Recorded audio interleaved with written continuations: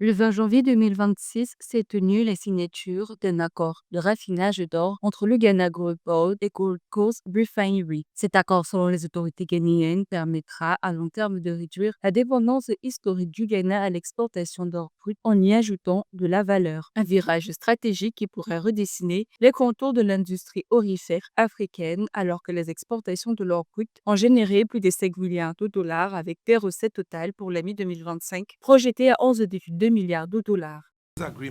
Cet accord permettra que chaque semaine, au moins, un mètre cube d'or, soit l'équivalent de plusieurs milliers de kilogrammes d'or, exportés par le Ghana Gold Board, soit raffiné localement à la raffinerie Gold Coast au Ghana.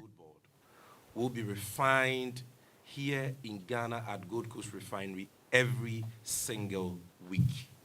Cet accord intervient dans un contexte où le Ghana, premier producteur d'or en Afrique et sixième mondial, exportait principalement son or sous forme brute, laissant une grande partie de la valeur ajoutée aux raffineries étrangères, notamment à Dubaï, en Suisse, en Inde et à Hong Kong.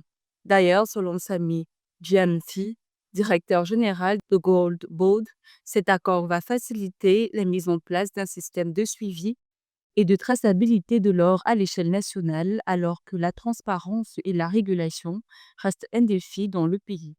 We hope to ramp this up Nous espérons y through a parvenir gradual grâce à phased une approche approach graduelle en veillant à and garantir ensure that que, à terme, we tout are l'or able to exporté achieve hors du total pays soit local entièrement refining of raffiné all the localement. crude we export out of the country.